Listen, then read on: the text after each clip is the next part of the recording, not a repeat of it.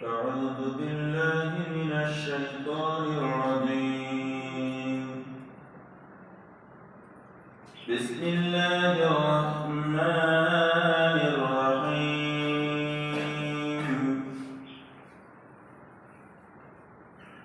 الذين يؤمنون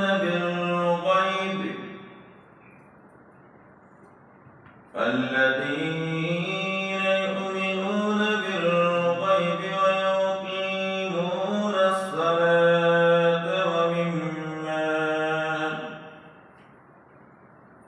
ومما رزقناهم ينفقون. صدق الله العظيم. বিতাড়িত মর্তে শয়তানের ওয়াসওয়াসা থেকে আল্লাহ রাব্বুল আলামিনের কাছে পানাহ চাই। দয়াবান মেহেরবান আল্লাহর নামে। সূরা বাকারা আয়াত 3। তেলাওয়াতকৃত আয়াতের তরজমা। যারা গায়েব বিশ্বাস করে, নামাজ কায়েম করে, আর আমি তাদের যে রিজিক সম্পদ দিয়েছি তা হতে ব্যয় করে। আমরা আয়াতে কারিমা থেকে জানতে পারি যারা মুত্তাকি, পরেজগার লোক। মুত্তাকি পরেজগার লোকদের এখানে কয়েকটা গুণের কথা বলা হয়েছে। যারা আল্লাহভীরু, তারা গায়েবকে বিশ্বাস করবে এবং নামাজ তারা কায়েম করবে এবং আল্লাহ রাব্বুল আলামিন তাকে যে রিজিক দিয়েছেন, রিজিক সম্পদ, এই সম্পদ থেকে আল্লাহর পথে ব্যয় করবে। আজকে আমরা এই বিষয়টার উপরে আলোচনা শুনবো, যেটা আসবে যাকাত।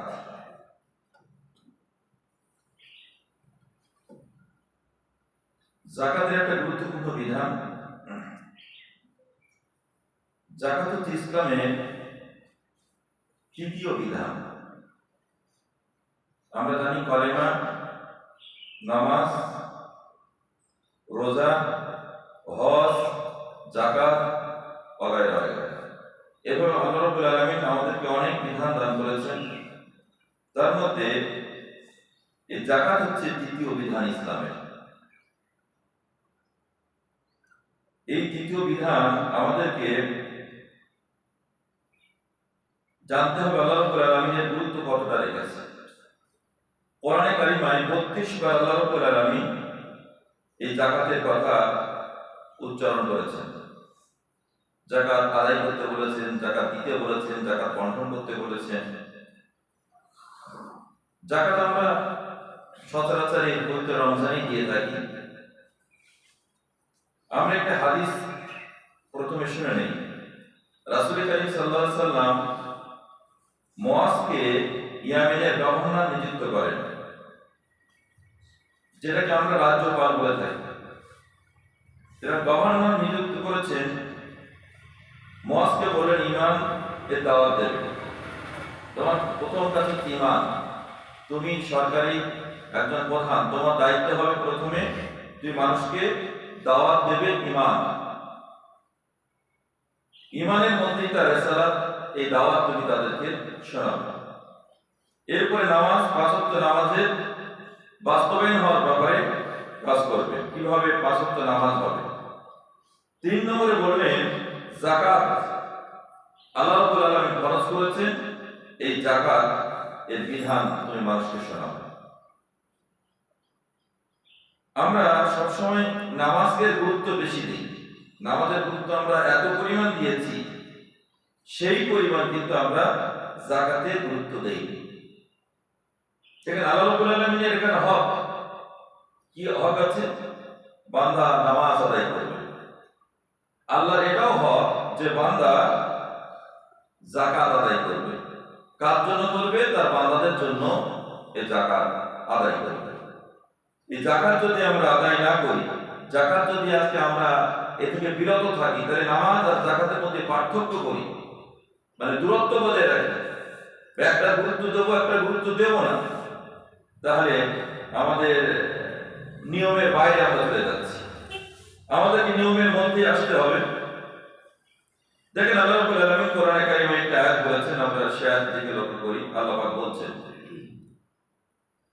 ওয়াইলুল লিল মুশরিকিন আল্লাযীনা লা ইউতুনা যাকাতা ওয়া হুম বিল আখিরাতি হুম কাফিরুন। সে মুশরিকগণ ধ্বংসপ্রাপ্ত।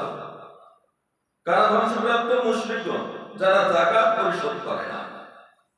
মুশরিকরা যাকাত দেয় না, ঈমানদার লোকেরা যাকাত দেয়। এরা আখিরাতে অস্বীকার করে, এরা আখিরাতকে অস্বীকার করে, আর এরা ধ্বংসপ্রাপ্ত। হামিম সাজদার মধ্যে আয়াতটা বর্ণনা করা আছে। তাহলে আখিরাতে পরকালের জীবনে মুশরিকরা ধ্বংসপ্রাপ্ত হবে, তার কারণ হচ্ছে তারা যাকাত আদায় করেনি। যদি আমরা যাকাত আদায় না করি, আমরা কিন্তু তার আওতায় পড়ে যাব। আমরা এখানে প্রথম খলিফার আমলের একটি বর্ণনা শুনি। প্রথম খলিফার আমলে একদল লোক যাকাত দিতে অস্বীকার করবে। তারা নামাজ পড়বে, তারা রোজা রাখবে, তারা হজ করবে, তারা কলেমা জিকির করবে, কিন্তু তারা বলল যাকাত আমরা দেব না। আবু বকর সিদ্দিক রাদিয়াল্লাহু তাআলা আনহু তিনি কি করলেন? তাদের বিরুদ্ধে জিহাদ ঘোষণা করলেন। তিনি রাষ্ট্রপ্রধান, মদিনার আরব জগতের রাষ্ট্রপ্রধান। তিনি বললেন জিহাদ ফি সাবিলিল্লাহ, কাদের বিরুদ্ধে? এদের বিরুদ্ধে যারা যাকাত দিতে অস্বীকার করে। আবু বকর সিদ্দিক রাদিয়াল্লাহু তাআলা আনহু বললেন, যাকাতের মধ্যে নামাজের মধ্যে আলাদা করবে না, যারাই আলাদা করবে তাদের বিরুদ্ধেই জিহাদ। তাহলে জিহাদ আমরা সচরাচর শুনে এসেছি কাফেরদের সঙ্গে জিহাদ করতে হবে, কিন্তু এই আবু বকর খলিফার জীবনের ঘটনা থেকে জানতে পারছি যে যারা যাকাত দিতে অস্বীকার করেছে তাদের বিরুদ্ধে জিহাদ। এই যাকাত আমাদের গুরুত্বপূর্ণ একটি ইবাদত। এটা আপনি ট্যাক্স ভাবলে হবে না, এটা আপনার ইবাদত ভাবতে হবে। এটা মনের ইচ্ছায় দিতে হবে, কেউ আপনার হিসেব দিতে যাবে না। যেমন আপনি নামাজ পড়তে এসেছেন, আপনি রোজা রেখেছেন, কেউ আপনাকে প্রেশার সৃষ্টি করেন, কেউ আপনাকে জোর দেয়নি যে এটা করতে হবে আপনার। আপনি নিজের ইচ্ছায় যেমন নামাজ, রোজা, কলেমা, হজ এগুলি করছেন, ঠিক তদ্রূপ ভাবে ইবাদতটা আপনাকে, মানে যাকাতটা আপনাকে এভাবেই করতে হবে, ইবাদত মনে করে। যাকাতের অর্থ পবিত্র হও, পরিচ্ছন্ন হও, শুদ্ধিকরণ হও। যাকাতের পরিভাষার অর্থ হচ্ছে প্রতি বছর, বছরের শেষে আপনার মালের আপনি যাকাত দেবেন, নির্ধারিত অংশ আপনি দান করবেন। এখানে বনু আব্বাস এবং বনু সুফিয়ান যাকাত দিতে অস্বীকার করেছে। মদিনা মুনাওয়ারায়, বিশেষ করে আরব রাষ্ট্রে যখন আবু বকর সিদ্দিক রাদিয়াল্লাহু তাআলা ক্ষমতায় এসেছিলেন, তখন বনু আব্বাস এবং বনু সুফিয়ান যাকাত দিতে অস্বীকার করে। আর অস্বীকার করার কারণেই আবু বকর সিদ্দিক রাদিয়াল্লাহু তাআলা এই যুদ্ধের ঘোষণা দিয়েছিলেন এবং তারা আত্মসমর্পণ করেছিলেন, হ্যাঁ আমরা যাকাত বাইতুল মালে দেব, আমরা ইসলামী রাষ্ট্রীয় কোষাগারে আমরা যাকাতের টাকা পৌঁছে দেব। তাহলে আপনাকে ইসলামী রাষ্ট্রের অধীনে যখন আপনি থাকবেন, তখন আপনাকে বাইতুল মালে, রাষ্ট্রীয় কোষাগারে আপনাকে যাকাত দিতে হবে। যাকাত আপনি কিভাবে দেবেন তার পদ্ধতি এভাবে বলা হয়েছে। বাইতুল মাল নবী সাল্লাল্লাহু আলাইহি ওয়াসাল্লাম গঠন করেছিলেন। এটা যখন রাষ্ট্রীয়ভাবে হয় তখন বলে রাষ্ট্রীয় কোষাগার। এই রাষ্ট্রীয় কোষাগারে এই যাকাতের টাকা আপনাকে দিয়ে, আপনার টাকা কোথায় যাচ্ছে আপনার টাকা দরকার নেই, এখানে কিন্তু ইবাদত।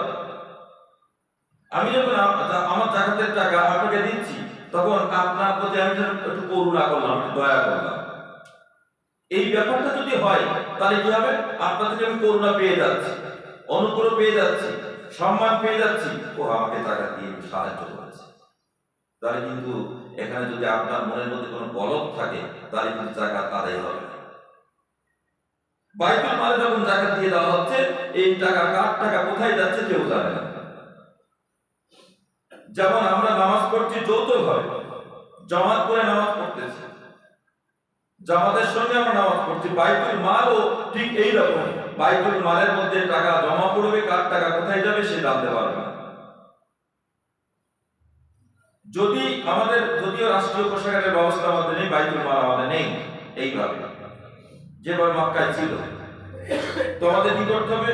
বিবেকবান সম্পূর্ণ লোকেরা, যারা দুর্নীতিগ্রস্ত নয়, যারা চোর চিটিংবাজ নয়, এইরকম লোককে দিয়ে আপনার এলাকার লোকেরা জাকাত আদায় করে এটা বন্টন করবে। এটা হচ্ছে দ্বিতীয় পন্থা। রাষ্ট্রীয় পন্থা আমাদের নেই, সুতরাং দ্বিতীয় পন্থা বিবেকবান লোকেরা, যাদের মধ্যে দুর্নীতি, চোর চিটিংবাজি, মেরে খাবো এই ধরনের মনোবৃত্তি নেই, এই লোকদের আপনার হাতে জাকাতের টাকা আদায় করে সেখানে জমা করতে হবে, সেখানে থেকে জাকাতের টাকা বন্টন হবে। এটাও যদি সম্ভব নয়, আবু হানিফা রাহিমাহুল্লাহ বলেছেন নিজের টাকা নিজেই দিবে। যখন এই দ্বিতীয় নম্বর পথ আমাদের পাওয়া যাবে না, এভাবে জাকাতের টাকা আপনাকে আদায় করতে হবে। তবে সবসময় মনে রাখতে হবে এটা একটা ইবাদত, জাকাত দেওয়া একটা ইবাদত। ইবাদত মনে করে যখন আপনি জাকাতটা দেবেন তখন এর প্রতিফলন আপনি পাবেন। আর যদি আপনি মনে করেন যে এর থেকে আমি কিছু ফায়দা হাসিল করব, তাহলে কিন্তু ইবাদত হবে না, ইবাদত হবে অন্য কিছু হবে। এবার আসুন জাকাতের টাকা আপনি কাকে কাকে দেবেন। সূরা তাওবার 59 নম্বর আয়াতের মধ্যে আল্লাহ রাব্বুল আলামিন একেবারেই খোলাসা করে দিয়েছেন। এক নম্বর আপনি দেবেন ফকির, ফকির যারা তাদেরকে জাকাতের টাকা দেবেন। দুই নম্বরে দেবেন মিসকিনকে, এখানে আল্লাহ পাক সিরিয়াল করে দিয়েছে। তিন নম্বর দেবেন আমেলে সাদাকা, যারা জাকাত কালেকশন করে। একটা লোককে দিয়ে জাকাত কালেকশন করানো হচ্ছে, সারাদিন জাকাত কালেকশন করছে, তো এই লোকটা কি খাবে? তো জাকাতের টাকা থেকে তার ভাতা দেওয়া যাবে, আল্লাহ পাক এর জন্য একটা খাত করে দিয়েছে। এরপরে বলা হচ্ছে মুআল্লিফাতুল কুলুব, মানে আকৃষ্ট করার জন্য। কোন মুশরিক, কোন ইহুদি, কোন খ্রিস্টান ইসলামের প্রতি আসতে চাচ্ছে, আসার মানে ভাব বা ইসলাম দেশে ভালোবাসে, অথবা ইসলামের সঙ্গে প্রবল দুশ্মনী করছে, তো এই জাকাতের টাকা যদি সে একটা অংশ পায় তো তার দুশ্মনী বন্ধ হবে, ইসলামের প্রতি সে এগিয়ে আসবে। এই জন্য অমুসলিমদের জন্য এই 4 নম্বর খাতটা করা হয়েছে। যারা অমুসলিম, আপনাকে ভালোবাসে, আপনার প্রতিবেশী, আপনার মোটা বসা করে, খুব দরিদ্র মানুষ, তো জাকাতের টাকা থেকে আপনি সেখানে দিতে পারেন। কৃতদাস, এই কৃতদাসের ব্যাপারটা আমাদের দেশে আপাতত নেই। কৃতদাসকে জাকাতের টাকা দেওয়া যাবে, তাকে মানে টাকা দিয়ে মানে তাকে মুক্ত করে দেবে। তো এই সিস্টেম তো আমাদের দেশে এখন নেই। তো এর জন্য বলা হয়েছে অন্যায়ভাবে আমাদের দেশে অনেকে গ্রেফতার করেছে। কোথায়? আপনার কোর্ট মানে জেলখানায় তারা রয়েছে অন্যায়ভাবে। এরকম অনেক ঘটনা ঘটেছে, লোকটা অপরাধী নয় কিন্তু তাকে জেলখানার মধ্যে ধরে রাখা হয়েছে। যেমন আমাদের বরিশালের একজন আছে, আপনি তো খোঁজ খবর রাখেন, একজন বর্তমান জেলে আছে আটতলার মধ্যে, এটা খোঁজ খবর নেবেন। সে অপরাধী নয় কিন্তু জেলখানার মধ্যে আছে, এখন তার দেখভাল করার লোক নেই, অলরেডি সে জেলখানার মানে মধ্যে বসতেছে, অপরাধ না করে বসতেছে, অপরাধ করলে আলাদা কথা, যে রিপোর্ট আমি পেয়েছি। তো আমরা সেখানে খরচ করতে পারি, আমরা সেখানে খরচ করতে পারি এই জাকাতের টাকা আদায় করে একে ছাড়ানোর ব্যবস্থা। আর তার পরিবার কি হারাতে আছে আমরা কিন্তু খোঁজ খবর নেই। কিন্তু জাকাতের এই যে অর্থনৈতিক এই যে চিন্তার চেতনা, রাসূল করিম সাল্লাল্লাহু আলাইহি ওয়াসাল্লাম বলছেন যারা কৃতদাস, যারা অন্যায়ভাবে তাদেরকে বিক্রি করে দেওয়া হয়েছে, অন্যায়ভাবে জেলের মধ্যে করে দেওয়া হয়েছে, ও তাদেরকে ছাড়ানোর ব্যবস্থা করবে। দেখেন আমাদের অনেক সংগঠন আছে, আমরা ভেবেছি, অনেক দল আছে, আমরা ভেবেছি এলাকার যারা গুণী যারা মানুষ রয়েছে, ক্লাব আছে, মসজিদ কমিটি আছে, তাফসীর কোরআন মাহফিল কমিটি আছে, আরো অনেক এনজিও আছে, আমাদের খোঁজ খবর আসলে রিপোর্টিং করা হয় না। রিপোর্টিং করা হলে এগুলি আমাদের রিপোর্টে চলে আসে, এগুলি আমাদের ভাবতে হবে আমার জাকাতের টাকা কোথায় কোথায় খরচ করা হলো। এই আয়াতটা যদি, এই কথাটা যদি না বলতো তাহলে এই রিপোর্টটা উঠে আসতো, এই কথাগুলি উঠে আসতো। আল্লাহ রাব্বুল আলামিন আমাদেরকে বলেছেন যাকাতের টাকা কৃতদাসকে মুক্ত করার জন্য ব্যয় করতে হবে। এরপরে আল্লাহর পথে, এটা ব্যাপক অর্থ। আল্লাহর পথে মানে যাকাতের টাকা খরচ করতে হবে। আল্লাহর পথে ব্যাপক অর্থ। এখানে মাদ্রাসাওয়ালারা এই একটা ব্যবহার করেন যে আমরা আল্লাহর পথে আমাদের ইসলাম প্রচার অভিযান চলছে, সুতরাং আমাদের এখানে যাকাত টাকা দাও। এখন ইসলামের বিভিন্ন কাজ হচ্ছে বিভিন্ন প্রান্তে, বিভিন্ন ভাবে, বিভিন্ন পন্থায়, সেখানে আপনি যাকাতের টাকা দিতে পারেন, কোনো অসুবিধা নেই। এরপরে মুসাফির। মুসাফির লোক কিন্তু ধনী লোক। এই উদাহরণ দিয়েছি, বোম্বাই বাড়ি, উলুবেড়া রেল স্টেশনে এসেছে, তার পকেট মার হয়ে গেছে। এখন সে বাড়ি ফিরবে, যাওয়ার কোনো তার ব্যবস্থা নেই। এখন আপনার যাকাতের টাকা অর্থাৎ বাইতুল মাল যদি থাকে, বাইতুল মাল থেকে তার ট্রেনের টিকিট করে তাকে বাড়ি পাঠিয়ে দিতে হবে। সে যদি মনে করে কি আমি টাকা দিয়ে দেবো, আবার বাইতুল মাল এসে দিতে। কিন্তু এখানে বাইতুল মাল থেকে তার জন্য বরাদ্দ করা হয়েছে মুসাফির। মুসাফির ব্যক্তি সে কোনো কারণে বিপদে পড়ে গেছে। দেখেন এই যে 8টা কর্মসূচি আল্লাহ রাব্বুল আলামিন দিয়েছেন, আমাদের সমাজের যে, আমাদের পরিবার, আমাদের সমাজ, আমাদের গ্রামের যে সমস্যা, আল্লাহ তার সমাধানের একটা পথ করে দিয়েছে। একটা নীতি নৈতিকতা যাকাতের মধ্যে ঢুকিয়ে দিয়েছে। কিন্তু যাকাতের টাকাটা আমরা কি 8টা ভাগে ভাগ করতে পেরেছি? পারি না। যদি আপনি 8 জায়গায় দিতেন, সবটা বেশি হতো। আপনি 1 জায়গায় গিয়ে দিলেন, তাহলে সব থেকে মারুম হচ্ছে, সব থেকে মারুম হচ্ছে। সুতরাং আমরা যাকাতের টাকার ব্যাপারে আমরা ভাবতে শুরু করি। সরকার আড়াই টাকা যাকাত দিতে হবে, এটা আমরা জানি। 7.5 ভরি সোনা, 7.5 তোলা বলা হচ্ছে, তোলা ভরি থেকে একটু ডিফারেন্স কম বেশি আছে। তো এই পরিমাণ সোনা থাকলে আপনার যাকাত দিতে হবে।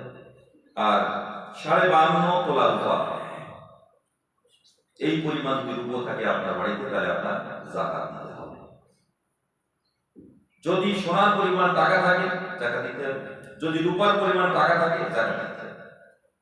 52.5 ভরি রূপার দাম কত, এটা আপনাকে জেনে নিতে হবে। প্রতি বছর ওটা নামা করে, জেনে নিয়ে আপনাকে যাকাত দিতে হবে। ব্যাংকে টাকা থাকে, তবে আপনার মালের যাকাত দিতে লাগবে। আপনার কারখানার যে মাল আছে, এর যাকাত লাগবে না, যেহেতু আপনি এর যে উপার্জিত যে পয়সা, সেই পয়সার টাকা থেকে আপনি যাকাত দিচ্ছেন, সুতরাং মালের কোনো যাকাত লাগবে না। তবে নারকেল গাছ থাকলে তার যাকাত দিতে হবে, আম গাছ থাকলে তার যাকাত দিতে হবে। এগুলিকে বলা হয় অসৎ। যাদের অনেকগুলি নারকেল গাছ আছে, অনেকগুলি আম গাছ আছে, এই ধরনের ফলের যে গাছ আছে, তার অসৎ আদায় করতে হবে। এ তো ঢালাও খেয়ে যাচ্ছি আমরা, কিয়ামতের মাঠে কিন্তু পরীক্ষা দেওয়া লাগবে। আপনি আপনার আম গাছের যাকাত দেননি, আপনার খেজুর গাছের যাকাত আপনি দেননি, আপনার নারকেল গাছের যাকাত আপনি দেননি, যে গাছ ফল দিচ্ছে, খাবার দিচ্ছে আপনার জন্য, এর আপনার যাকাত দেওয়া লাগবে। এটাকে বলা হয় অসৎ। অসৎ নিয়ে আলোচনা হবে পরে ইনশাআল্লাহ। তবে বনি হাশেমের 3টি পরিবারকে যাকাত না দেওয়া কথা বলা হয়, নাজায়েজ বলা হয়েছে। বনি হাশেম গোত্রের 3টে পরিবার, আব্বাস রাদিয়াল্লাহু তাআলা আনহু, হারিস রাদিয়াল্লাহু তাআলা আনহু, আবু তালিব রাদিয়াল্লাহু তাআলা আনহু, এরা নবী সাল্লাল্লাহু আলাইহি ওয়াসাল্লামের বংশের লোক। তাদেরকে নাজায়েজ বলা হয়েছে, হারাম বলা হয়। তার মানে একটা অপশন রয়েছে হালকা করে। সাইয়্যেদ হবে তারা, সাইয়্যেদ বংশের লোকদেরকে যাকাত দেওয়া যাবে না। এভাবে নবী সাল্লাল্লাহু আলাইহি ওয়াসাল্লামের নিষেধাজ্ঞা হাদিস শরীফের মধ্যে পাওয়া যায়। সম্মানিত ভাইরা, আমাদের মনে রাখতে হবে বাইতুল মাল নবী সাল্লাল্লাহু আলাইহি ওয়াসাল্লাম নামকরণ করেছেন। অনেক জায়গায় এই নামকে পরিবর্তন করে বাইতুল খান, বাইতুল খান নাম দেওয়া যাবে না। যদি এই তরিকায় আপনি কাজ করেন, তাহলে আপনার নাম দিতে হবে বাইতুল মাল। এই নামের পরিবর্তন করা যাবে না। এই নামের পরিবর্তন নিয়ে আমাদের নানা প্রশ্নের সম্মুখীন হতে হচ্ছে, আর যার কারণে আমরা নানা সমস্যার মধ্যে পড়তে হচ্ছে। যেমন এখন প্রশ্ন করছে, পীর কথা কোরআনে আছে, পীর মানব কেন? সত্যি পীর কথা কোরআনে নেই, কিন্তু পীরের যে সমর্থক শব্দ কোরআনে আছে, সেটাকে বলা হয় আউলিয়া, আল্লাহর ওলি। ওলিটাকে ফার্সি ভাষায় বলা হচ্ছে পীর। এটা বোঝানো হচ্ছে। বয়োবৃদ্ধ, জ্ঞানবৃদ্ধ, আল্লাহর নৈকট্য একজন ব্যক্তি। তো এই যে শব্দ যখন কোরআনে পাওয়া যাচ্ছে না, তখন প্রশ্ন করছে। নামাজ কথা কোরআনে নেই।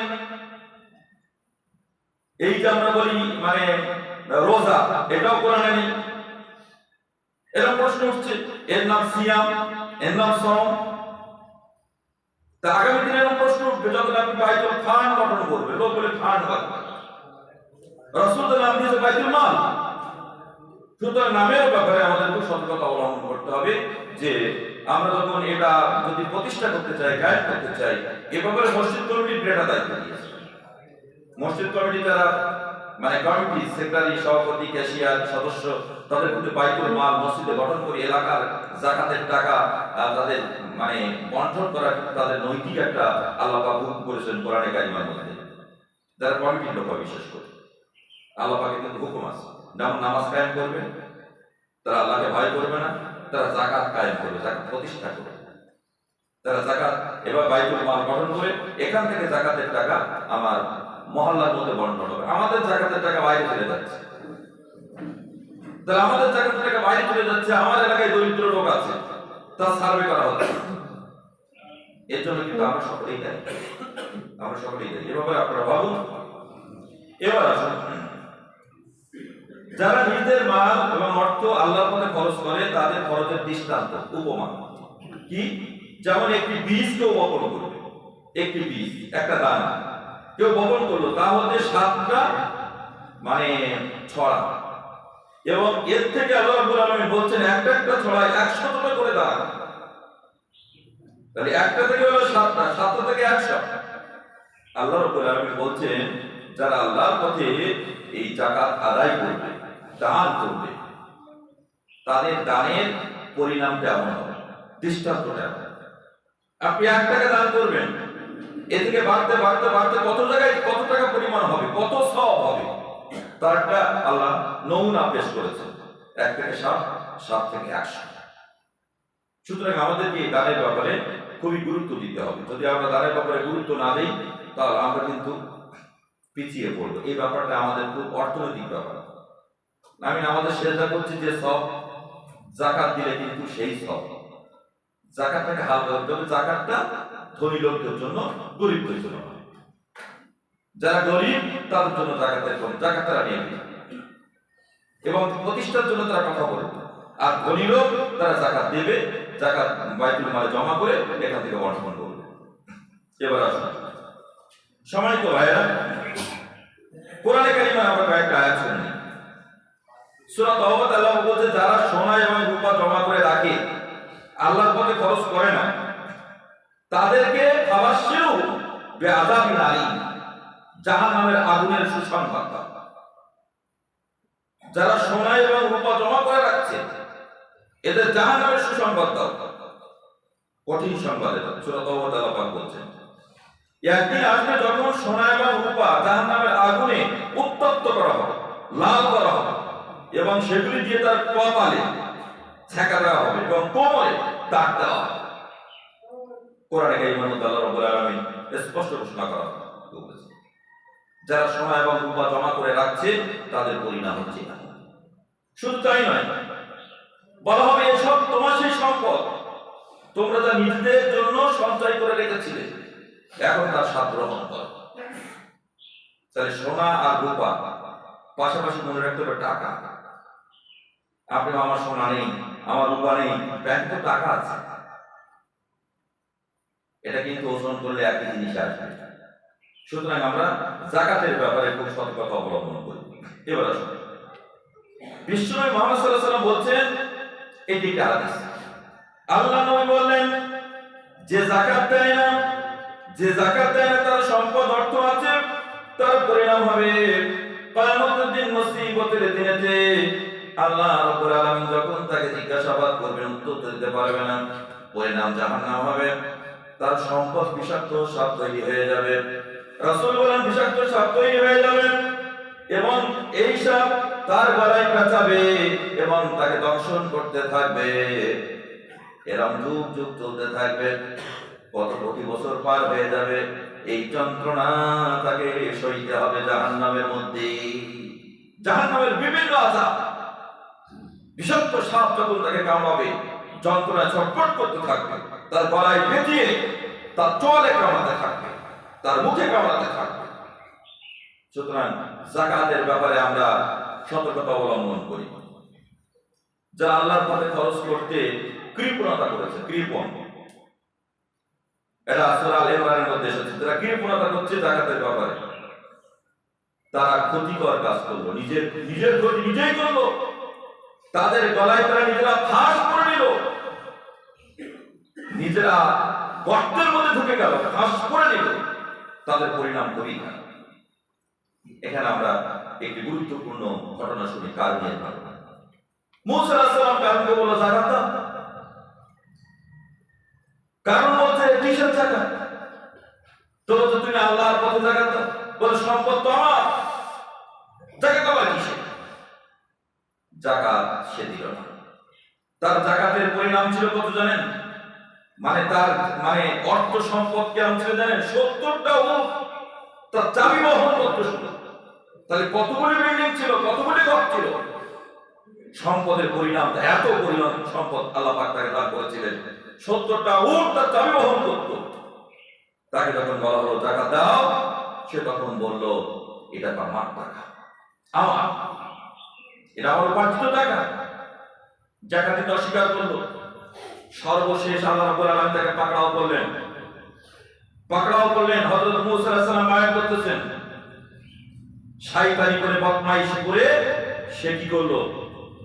সেখানে গিয়ে একটা মহিলাকে ঠিক করে দিল, একজন মহিলা, যে তুমি শুধু বলবে মূসা আলাইহিস সালাম আমার সঙ্গে জেরা করেছে, এ কথাটা বলবে। এটা সেই যুগের কথা। প্রিয় বন্ধুগণ, মহিলা যথারীতি টাকা নিয়ে সেই মজলিসে গিয়ে দাঁড়িয়ে বলছে আমার কথা আছে। কি বললেন মহিলা? মূসাকে লক্ষ্য করে বললেন, উপস্থিত জনতাকে লক্ষ্য করে বললেন, তোমাদের নবী আমার সঙ্গে জেরা করেছে। ওই যে যাকাত চেয়েছে, কৃপণতা করেছে, সর্বশেষ যে একটা চক্রান্ত করলো, সেই কুচক্রান্ত যখন মানুষের সামনে পেশ করলো, তখন আল্লাহ নবী কেঁদে ফেললেন। কঠিন মানুষ, যারা কঠিন, তাদের চোখ দিয়ে সহজে পানি আসে না, খুব কঠিন। মূসা আলাইহিস সালামের কথা প্রতিটা পারায় আল্লাহ বর্ণনা করেছেন, প্রতিটা পারায় বর্ণনা করেছেন। তিনি কেঁদে ফেলে ওই মহিলাকে বলছে, মা, আমি কি তোমার সঙ্গে সত্যিই জেরা করেছি? কাঁদতে কাঁদতে বললেন। মহিলা তখন বলছে, দেখো মূসা, তোমার এই চাচাতো ভাই কারণ আমাকে টাকা দিয়েছে এই কথাটা বলার জন্য। হযরত মূসা আলাইহিস সালাম মাটিকে ধমক দিলেন, মাটি এখনো পর্যন্ত কেন কারণকে তুই গ্রাস করলে না? সে তার নবীর নামে তহমত দিয়েছে, বদনাম দিয়েছে। এরপরে মাটি তাকে তার হাঁটু পর্যন্ত গ্রাস করলো। এরপরে আবার ধমক দিল, তুই এখনো পর্যন্ত তাকে কেন গ্রাস করলে না? এরপরে তোমার পর্যন্ত। এরপরে কারণ করুণ সুরে কাঁদতেছে, বলতেছে, মূসা, আমাকে যাত্রায় ক্ষমা করে দাও, মাফ করে দাও, আমি আর জীবনে এমনটি করবো না।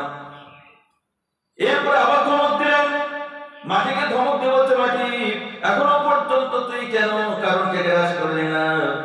এই তৃতীয় ধমকে তার সম্পদ, তার টাকা পয়সা সবকিছু মাটির মধ্যে চলে গেল। এবার আল্লাহ পাক মূসাকে বলছে, মূসা, যদি কারণ আমার কাছে একবার বলতো, আমি তাকে ক্ষমা করে দিতাম, মাফ করে দিতাম।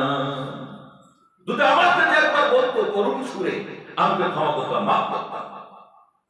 সুতরাং আমাদের মনে রাখতে হবে যে এই যাকাত আমরা দিচ্ছি না। যাকাত বাইতুল মালে দিতে হবে। বাইতুল মাল গঠন করার দায়িত্ব রয়েছে মসজিদ কমিটি। আল্লাহ পাক কোরআনে বলেছেন, আমাদের টাকা পাড়া থেকে নিয়ে যাচ্ছে। আমি আবারও বলছি, আমরা অনেকেই খবর রাখেন, আমার এলাকার একজন জেলখানার মধ্যে পৌঁছতেছে অন্যায়ভাবে। খোঁজ খবর নিয়ে দেখেন,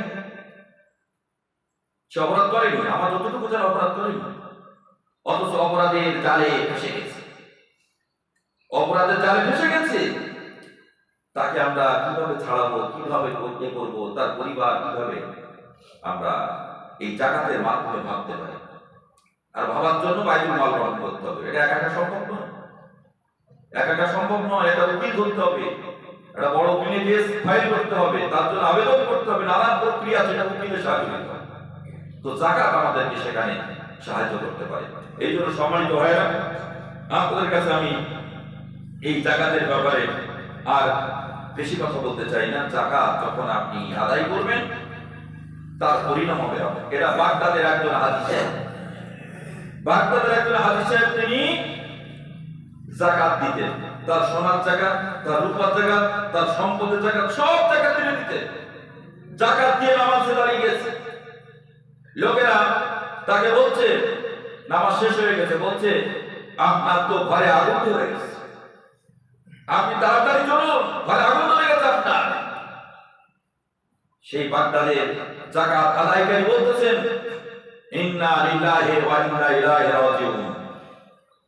বাড়ি ফিরে আসলো, তার সম্পদের অনুপরিমাণ, বিন্দু পরিমাণ ক্ষতি হয়নি। বলি সুবহানাল্লাহ। যাকাত যদি আপনি দেন, আপনার সম্পদের হেফাজতকারী হয়ে যাবে আল্লাহ নিজে। সুতরাং যাকাত আমাদের আদায় করা লাগবে। যাকাত যদি আদায় না করি, কারণের মতো পরিণাম হবে, পরিণামের কায়দাটা আলাদা হবে। এই জন্য যাকাত আমরা আদায় করি। যাকাত দিতে আমরা কৃপণতা না করি, অলসতা না করি। মোটামুটি ৬০,০০০ সম্ভবত এবার ৬০ কাজে চলে গেছে। আমরা ৫২ ভরি রূপার ওজন করবেন, জিনিস মোটামুটি ৬০ প্লাস হয়ে গেলে আপনার যাকাত দেওয়া লাগবে। টাকা আপনার ব্যাংকে ৬০,০০০ প্লাস থাকে, আপনার যাকাত দেওয়া লাগবে, একটু কম বেশি হবে। তো সম্মানিত ভাইরা, এই যাকাত আপনারা আদায় করুন এবং যে পরিকল্পনার প্রতি আমরা ভাবতে হবে। আমি অনেকদিন থেকে বলে আসছি যে আপনারা বাইতুল মাল গঠন করেন, মসজিদের মাধ্যমে যাকাত একজন সংগ্রহ করেন, এখান থেকে আপনারা দেন। বলতে বলতে ইনশাআল্লাহ হবে। আশা করছি আল্লাহ রাব্বুল আলামিন কবুল করবেন। সকলে বলে আমিন। আমিন।